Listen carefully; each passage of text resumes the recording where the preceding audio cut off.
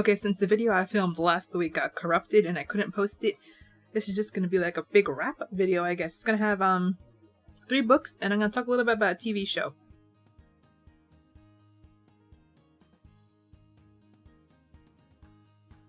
So last week, I read Mugimoto Sanpo no Sukinumono, and I did not get to read Wicked Fox, although I did end up binge watching Sweet Home, which is also Korean. I'll get to that anyway. But Mugimoto Sanpo fulfills both the prompts. It fulfills its own prompt, and it also fulfills Wicked Fox's prompt. So I ended up just ditching that. So I also realized I forgot to tell you what that title means, and it basically means the things Mugimoto Sanpo likes. Mugimoto Sanpo is a book about a girl, maybe 20-something, so a young woman. Yeah, that's it. It's not a story per se, it's a slice of life, so nothing really happens. I think like American and like British, Australian, like English, Western slice of life stories, they still have like a story. What's it called? That John Green book. Fault in Our Stars with like the cancer kids, I think. That is technically a slice of life story, but it is also about a girl that's dying, falling in love with another boy who's dying too. So there's something going on there. These kind of stories are actually really popular, a lot more popular than here in the Western market. So like this is actually very Japanese. Like this is the epitome of slice of life. Nothing huge happens. It's just like a series of inconsequential things. One chapter was she got up in the morning on her day off. She cleaned a little. She was done cleaning. She left. She passed the taiyaki store. I was like, oh, I'm coming back to you later. She went to a ramen place, had some ramen. It was good. She like talked about like how it tasted, how these people in front of her ordered a big ramen, and she was like, yeah, big ramen. And how she liked it how when they ordered the big ramen, the guy who's taking the order like, yelled to the like cooks like, big ramen, you know, stuff like that. So she orders a big ramen too. She eats it. It was good. She leaves. She goes to the taiyaki place. She has a taiyaki. Now she's thirsty.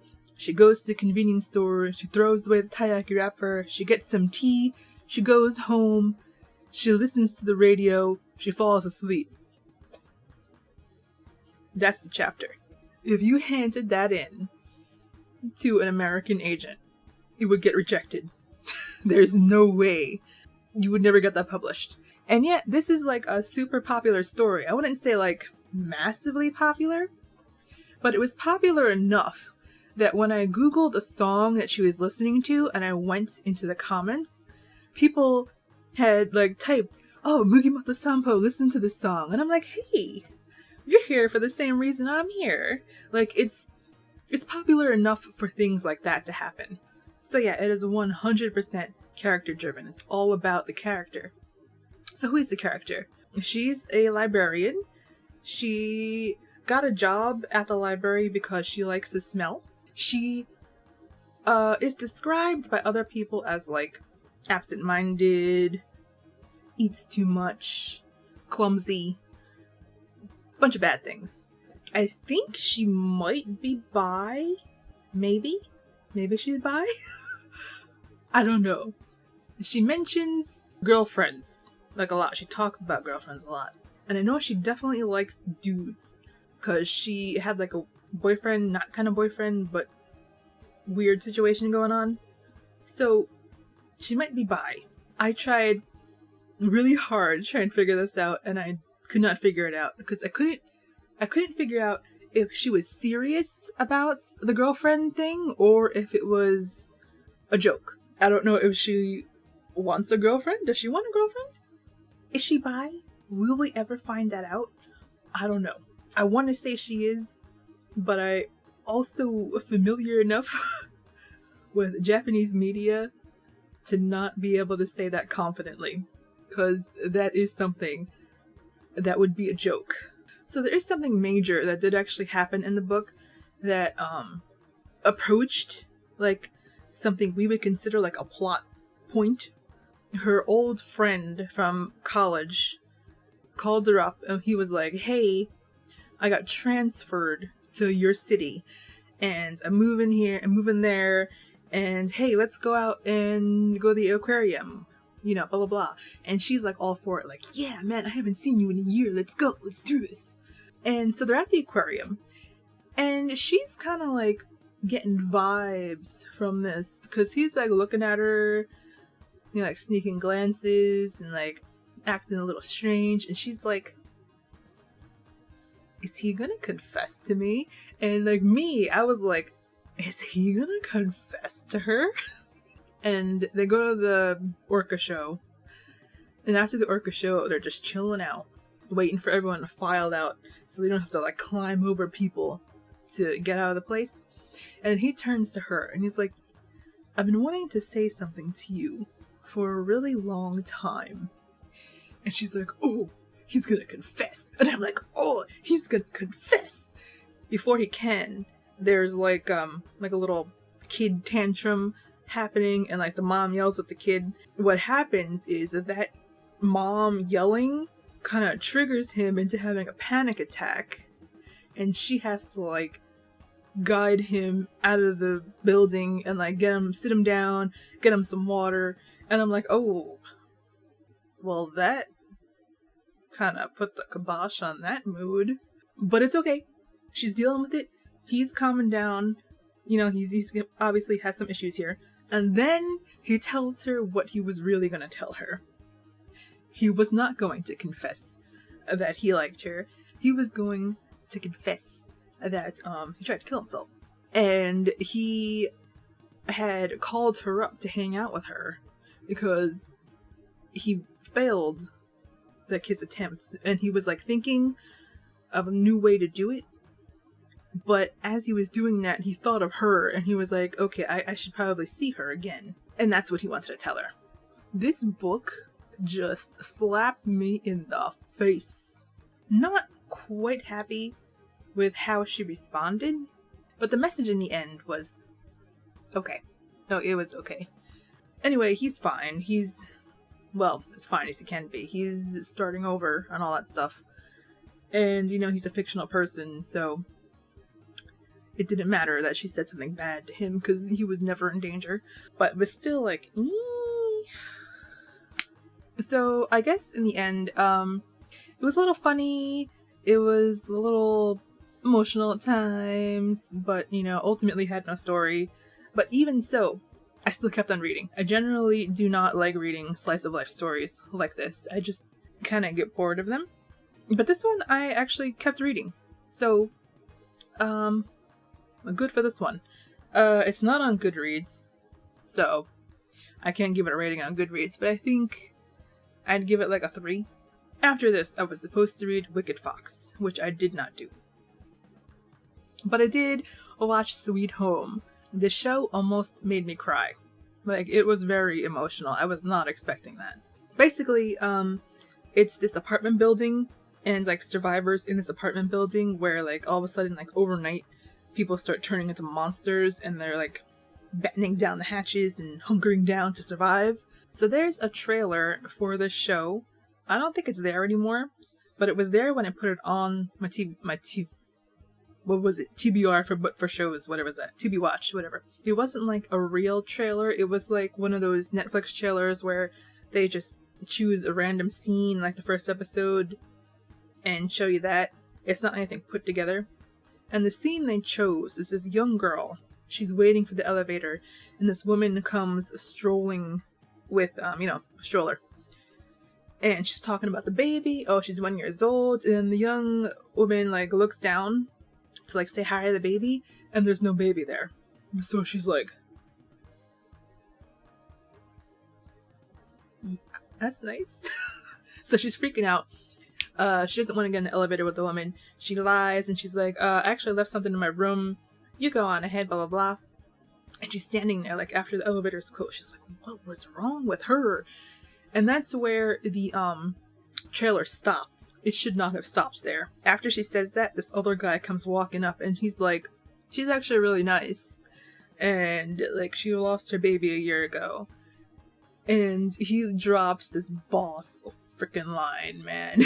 Sometimes we are given hardships to overcome, and just because some of us might fail those hardships, like fail to overcome them, doesn't mean other people should criticize or fear us. And I was like, dude, you wrecked her and the audience in one sentence. He said it better. He definitely said it better than I did. But man, if that was in that trailer, I would have watched that like right then. I would have watched it immediately. But it was not in the trailer. The trailer ended before he said that, and it was only like 10 seconds more than he needed to put in. It's probably more than 10 seconds, maybe like 20 seconds more. And that would have been in there, and I would have watched that immediately instead of a year later. Anyway, if you can handle blood and gore, I recommend watching this. It is 100% character driven. There's only like one thing that drove me nuts. When I go to like new places, there's like a little fun little pastime I have in my head.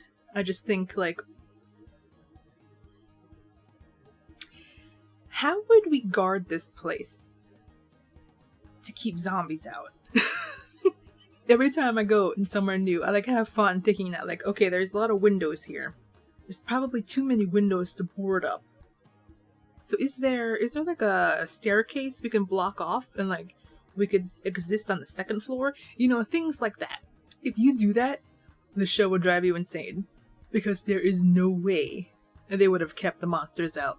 No way. They block up the front entrance. Yes, they block up the front entrance. But they're all on the first floor. And you don't see them boarding up windows. They shut down the elevator so the monsters upstairs can't get them. And they block off the staircase so the monsters upstairs can't come down the staircase. But that's it, really. And on the first floor, there are holes in the ceiling that lead directly outside. That's a failure right there. There are windows. I think there's like a basement section or like a semi-sunken section. I don't know what it is. But they have these holes that were windows and are now bricked up. But like some bricks are like falling out so they could like look out with binoculars and stuff. You telling me that the friggin' thing that busted through a wall couldn't get in there? They would have not lasted more than 2 days. I'm just saying this realistically. But that's kind of not what the story was about. I mean, it was about that, but like it was more about the characters, so you kind of have to let it go. It was painful though. It was painful to let go. Anyway, back to books. So for this week's reading, I started with the Ace book. I gave that 2 stars. Was not really a fan. I know some people might think like this would be a good book to give like their relatives to introduce them to asexuality. Do not do that. Don't do that at all. The beginning part of the book does kind of explain asexuality, but like it gives bad examples. I think the author, Angela Chen, I think she hasn't quite managed to separate asexuality and allosexuality, which is like not asexual. And she gave like a really weird example of like what it's like to be asexual, and I was like, no. It was kind of bleak. It definitely painted a bleak picture. I don't think this was her intention, but she wrote the book in a way that made it seem like if you're asexual, you either have to have sex even if you don't want to, have an open relationship, or be alone forever. The way she presented the stories of the other people made it seem like those were the only options, which I know is not reality because I am a person that exists in the world. She also kind of painted like regular like non-asexual relationships in like a very bleak ways too. It's like she seems to have really negative feelings towards this, and it seeped in and it kind of got all over me and I felt gross. If that makes sense. I don't know if that was other people's experience, but that was my experience reading this book. It's heavy on the feminism, but like the discourse, the feminism discourse, if you're not used to that, you will hate this book. Even if you agree with everything in it. Just the way it's thrown at you will make you hate it. There's like a vibe to that circle of like people who study and talk about this. Unintentionally keeps other people out. It just like pushes them out of the circle. And that is how this book is, okay? So you can't be giving this to like your 6-year-old Catholic mom. That will not go down well. Also, there are editing mistakes. Definitely like typos and stuff, but also something that should have been caught, like an editor should have caught immediately. She wrote like an example to explain to non-asexual people what it's like to be asexual, which I already said I didn't like that one. But at the end of that example, she said, "Welcome to the ace world." And then later on in the book, she says, "Welcome to the ace world is a misnomer. You should never say that. It's inaccurate." And I'm like, you just said it. And now you're saying it should never be said? And it wasn't even in a reference to you saying it before? Ma'am, please. And she's constantly talking about how women who are not promiscuous or not like freely having sex are looked down upon by the feminist community, which is not something I've encountered. Maybe as she's hanging out with different people, but I haven't run into that. It's like, who is saying these things? Who is saying these things? Like, she was talking about how she was being told that not having sex was anti-feminist, and that was like something she ran into a lot. And I'm like, where did that happen? In the 60s? When did that happen? The only example she gave of that in the book, like actual like real life example, is a story from another woman who wanted to be a writer. And by the way, I was listening to this, I was having the robot Microsoft voice read it to me while I was playing Stardew Valley. So I was playing Stardew Valley and I was listening to this story being told to me about this young girl. She was 17 or something. She was like 16, 17, teenager. And she wanted to be a writer, so her father sent her to a friend of his who was like a journalist or something. This gross ass dude somehow brought up like her sexuality, like that came into the conversation, which I was already like, pause the game. Why are we discussing this? Why is this adult married man discussing a teenager's sex life with her? Why is this happening? Okay, so he's telling her that she's not asexual. That's not real. That's not a thing. And in the end, okay, like it ends up being that he's telling her that's like, you can't be a feminist if you're not having sex and like all this stuff, you know, all that gross stuff that I was like, who says these things? He was saying those things. And I was like fighting my way through the volcano, like, this dude is gross. What is going on? Like half listening. I was half listening, right?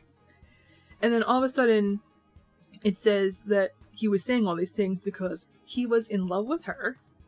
At which point I like gasped out loud. I paused the game. I was like, I had to pick up the book. I had to make notes. I was like, this nasty.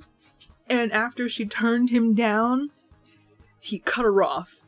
No more mentoring. And I was like, oh, it just ruined my entire day. It's ruined my whole day.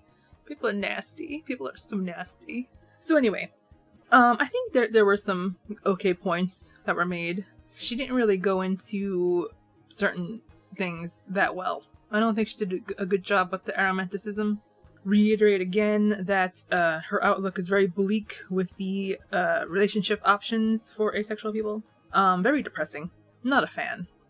I think you would be better just cruising Tumblr instead of reading this book. And it was basically just like a collection of people's experiences, including her own. You can get that on Tumblr, just scrolling through. You don't have to read a 200-page book that makes it feel like crap.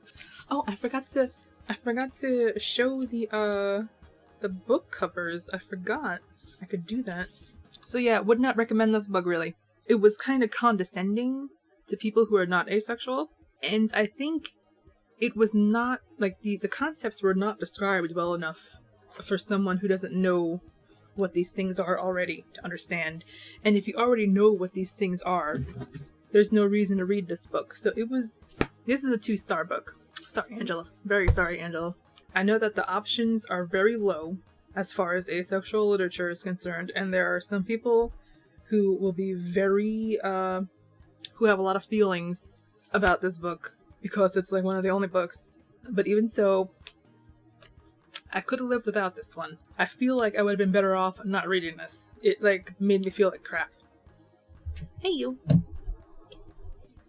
Hi. Hello. Okay, so, final book I read. Oh, look how dirty. Please ignore how dirty of my cover, my screen protector is. But I read this one, Criminal Intentions. I gave this one 4 stars. So, first things first with this book, okay? When I open it, it puts you on line 1, chapter 1, okay? Like, Kindle does that automatically, but sometimes it, like, plops you at the dedication or whatever. It doesn't always put you on chapter 1, page 1. It should not have done this with this book, because before chapter 1, page 1 is all the content warnings. And these are big content warnings. Like, if you need a content warning, you needed to see this. Amazon plops you right past those. It makes you skip right past them to this first page. Not great. Just as, like, a warning in the future, if you need content warnings, okay, always scroll back a little bit, because Amazon could be hiding them from you. The second thing I was not too crazy about was the police procedure. Now, I'm not an expert, okay? But even my non-expert butt was looking at it and going like, that would never happen. That would never happen.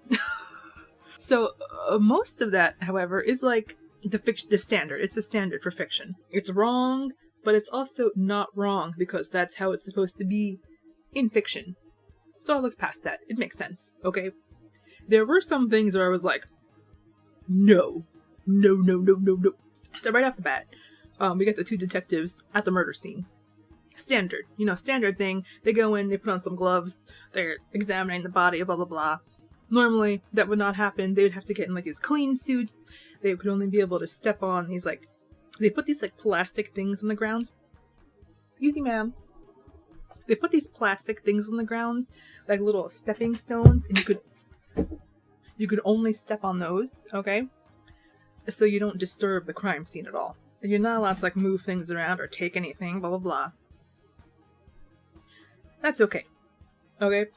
Because, once again, the things that detectives in this book were doing are expected standard stuff.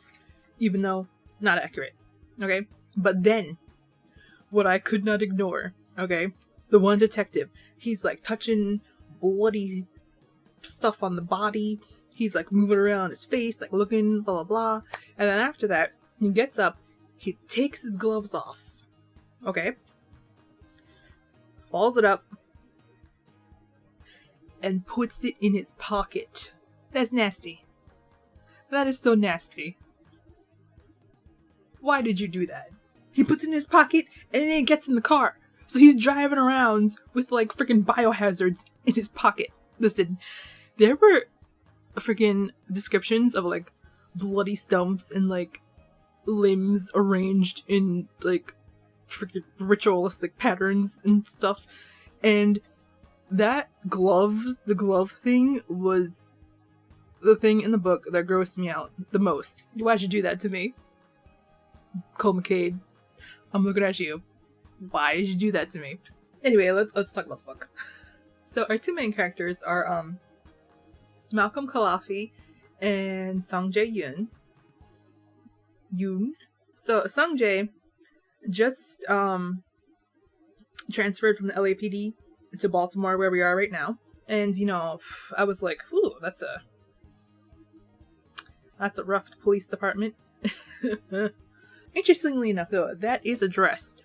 The author of the story was the child of police officers who were not great. And as he was growing up, he saw them change from, like, decent people to, like, terrible people. Because they were police officers, and the job, like, actually changed him. It's actually fairly standard. Like, if you talk to, like, ex-police officers, they're very, forward about, like, how they were changing as people, and they were like, I need to get out of here. And they realized that, like, everyone else was just, like, turning into these, like, terrible people. The author is aware of the ACAB thing. He's very aware. So this story that he's writing is, like, he wanted to write a story of, like, cops who managed to not change and stayed good and strong, even though they were surrounded by crap. It very much acknowledged that the other cops sucked. It's cop propaganda light. Also, the two detectives obviously falling in love with each other. So it's like a little bit of a romance, but it's very light on the romance, but it's obvious that that's going to be endgame. In fact, there is like something that happens at the end and I'm like, that was very presumptuous and you could have gotten fired like so easily for doing that. But okay, whatever. Murder Mystery of the Week, kind of TV series, but in book form. That is the end goal for this series, okay? There were times where I was reading this, and I was like, I could very easily see this as like a BL manga. And I think it's because of the personalities of the two detectives. Now, if you don't know, BL manga, BL, is the Japanese genre for like male love stories. So it's very formulaic. How about I say that? There are like character archetypes, and it's always like one of these two archetypes, and only certain archetypes go together. And if something's out of the norm, the fans are like, what is this? We don't like it. Make it go away. The characters, they kind of fit into these archetypes very well, actually. Not to like an egregious degree where I'm like, oh my god, this is just BL in book form. But to the point where I was sitting there wondering to myself, is this author like a weeb? I have suspicions. Okay, so we got Malcolm, who is the older one. He's kind of done with it. He's very stubbly beard, whiskey kind of guy, but he's also really emotional. He's like cares about people. He's connecting with the witnesses and the victims' families very well. He's sensitive, all that stuff, and he could obviously tell that all of these murders have been like weighing on him, and he's like haunted by all the crap that he's seen. I had questions about his heritage because it was brought up and kind of explained, but then it was not explained, and I have no idea what's going on here. I know he's Jewish, a little Jewish. Like his dad is Jewish and maybe Iranian? Maybe? I know that Malcolm himself speaks Persian. And when I saw that, I was like, Persian? Isn't that just Farsi? Why didn't he just say Farsi? And it like sat in my brain for a little bit, so I had to Google it. And apparently Persian is also another word for Farsi. They're like interchangeable, apparently. And I did not know that. So I learned something. But I did not learn what his heritage is, because it's spoken in so many different countries. So Middle Eastern-y. He's Middle Eastern-y. That's why I said maybe Iranian. His mother is a mystery. If it was mentioned, I missed it. However, Song-jae, the other guy, that's a different story. There's stuff that happened in there. Okay, you gotta get off my notes, because I have notes for this. Look, she's sitting on the paper, and she's like, I'm pulling the paper, and she's moving forward. Anyway, while I try and get this paper, Song-jae is North Korean, okay? And when I heard that, I got it. I was like, oh, that's kind of interesting, because I actually watch a lot of videos and interviews with like North Korean defectors talking about like how they escaped and like their life in North Korea and what they're doing now. So I was like, oh, that's kind of interesting. He's from North Korea. Okay. Then it set my brain for a little bit, because Malcolm looks at this character and he says, oh, he looks early 30s. And I'm like, okay. And then Song-jae says, I left Korea and came to this country when I was 15 with my parents. And I'm like, okay, possible. Maybe. And then Sung Jae said, I've been serving in LAPD for 11 years. And I'm like, 11 years. Okay. The math is not great. It was sitting in my brain and I had to write it out. North Koreans were not really allowed into the country until 2004. Okay. Like, there were North Koreans who came to America during like the war because they escaped into South Korea and then they immigrated over. Okay. But after that, they were shut out for the most part. It wasn't until 2004 that America was like, okay, we will accept them into the country. Stop trying to attack my hand. We will accept them, okay? So, the earliest he could have came here was 2004. In reality, the first people who came here were in 2006. But let's ignore that, okay? Because this is a fictional world, okay? So 2004. Stop it. 2004, he was 15. This book came out in 2018. And it's written as current year, okay? So that means right now he's 29. And that tracks, okay? That can track because Malcolm looked at him. He's like, oh, he looks early 30s at the most. Okay, 29, early 30s. Cool. And then he said he was a police officer for 11 years. That's where the math dies, okay? Because 11 years ago, he would have been 18. You gotta be 20 years old to join the police force, at least in the LAPD. You gotta be 20 to join the LAPD. But you know what? 2 years, whatever. I mean, that's not that bad. Then we find out, before he was in the police force, before he did this, he was a detective and everything, he worked for the FBI. To join the FBI, you gotta be 23, which pushes the timeline forward 3 more years. So, I did the math, okay? The youngest, the absolute youngest he could be in 2018 is 36. You could be like, oh, okay, well, Malcolm could have just been like, oh, he looks early 30s, but got it wrong, and he's really 36. What's your point, Tamama? My point is that if he's 36 in 2018, that means he was born in 1982, which means that he was 15 in 1997, which means he would not have been allowed into the country. That's like, how was that 7 years before he would have been allowed into the country. Unless his family did something like weird, like under the table, like something, and it's like a huge secret that he's North Korean. That's like the only way this could have happened. I also forgot to mention that America only takes them in under like a refugee provision.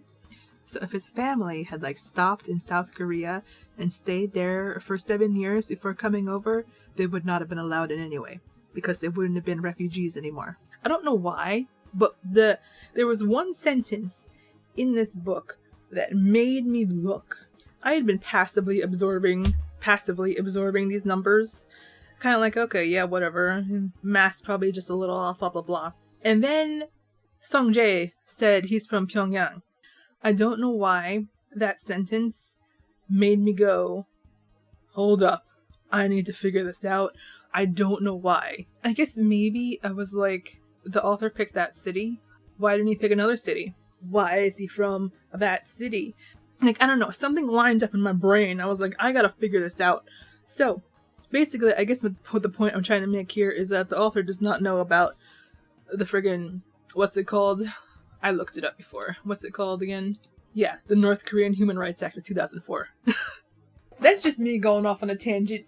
I ended up on a mission, and I had to figure it out, and then I had to share the results with you. Bad math. This is a non-existent person. He should just be 29, and then you should have just said, I don't know why I'm talking to the camera like I'm talking to the author, but the author should have just said that he was 29 and had been serving for 9 years. And screw the FBI angle. Why does he need to work for the FBI? If you wanted to keep the FBI angle, you could say, let's say let's say he was in the FBI for like a year and he hated it. So he was like, screw this, okay? You could just say that he has been in the LAPD for 5 years. And he just made detective and transferred over. Why does he have to outrank Malcolm? He doesn't need to outrank Malcolm. Also, really strange that he outranks Malcolm. That's my rant. Rant over. Back to the character. So, his personality. He is kind of robotic. Like, I was constantly reading lines from him and I was like, this does not sound like a person. I briefly considered that maybe it's because this is not his native language. But it's like too perfect. No one speaks like this.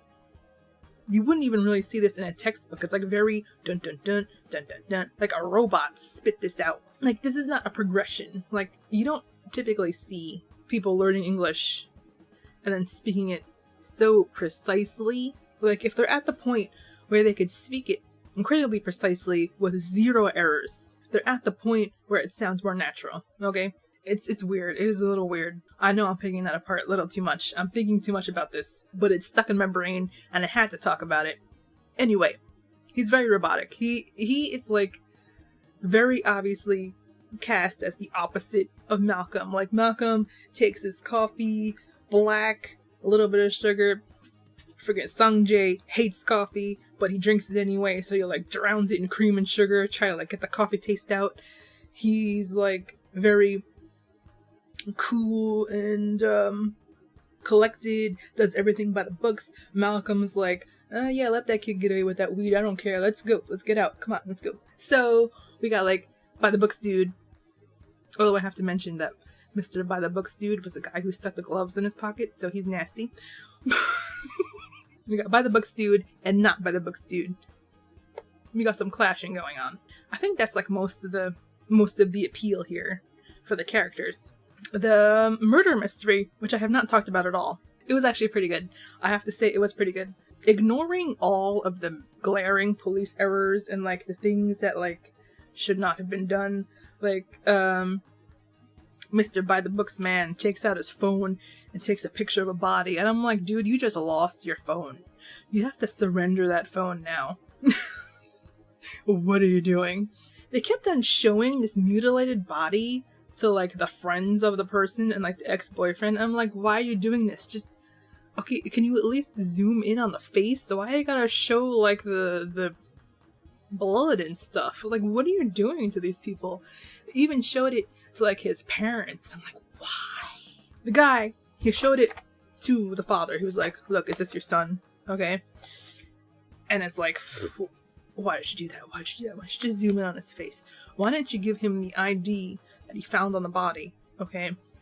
No, he shows him the murdered body. Okay. The mother doesn't want to look. She doesn't want to know. She doesn't look. Okay. And then they start talking about it and she's like, no, don't tell me what happened. I do not want to know what happened. And freaking By the Book dude says it anyway. And I'm like, what the fuck are you doing? She didn't want to know. And of course she starts freaking out because she didn't want to know. No one wants to know that. And I was like, you just traumatized these people. What are you doing? This guy, Malcolm, he's like so concerned about like these people on the trauma they're putting on them. And then he's like traumatizing them unnecessarily. But besides all that, it was actually a good mystery. So throughout the story, I had been thinking that I was going to give it a 3 because it had an interesting dynamic, even though the characters were very like archetypal. But when you find out the murderer, it was like, oh, of course. It was amazing. It was super amazing, for me at least, maybe because I'm dumb. The author, he managed to make me forget about this angle. The detectives forgot about it, I forgot about it, all the other people forgot about it, and then bam, it's in your face. And then you're like, of course. Of course.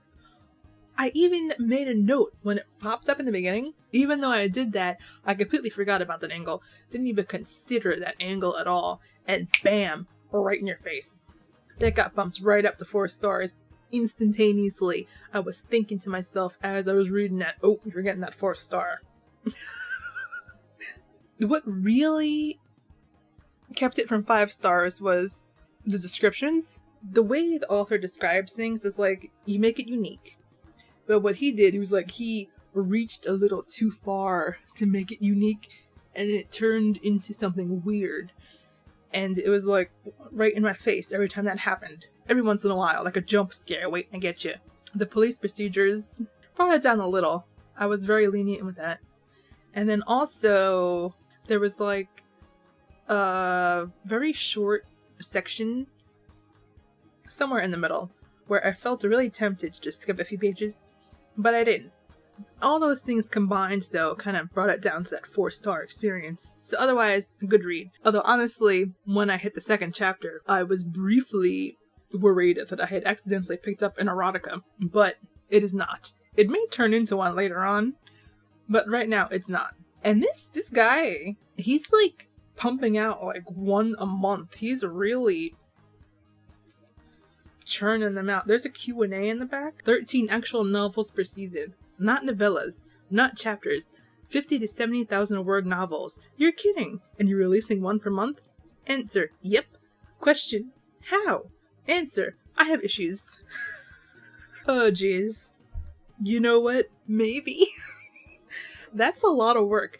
And this is like, it's not bad. It's like really good. If you told me he wrote this in a month and like I didn't have this author confirmation here in the back, I would not believe you. This is really good. This is what Nano aspires to be. So far, he's got 27 books. The last one just came out 4 days ago. He is pumping these out, and people are loving them. This book should be worth more than $3. I would have paid a lot more than $3 for this book, I gotta say. It's a crime that these are so cheap. It's on Kindle Unlimited for free, or I could buy it for $2.99, and I would easily pay like $12 for this. I would not have blinked at $12, and like I would not have felt bad about paying $12 for this book. This dude needs to charge more money. I don't know how much you can charge for a book if it's on Kindle Unlimited. Like, is there a limit for that? Because if so, that sucks. You should be making more money. On that note, that's the end of the Asian Readathon for me. Back to my regularly scheduled writing. I've been making little notes here and there.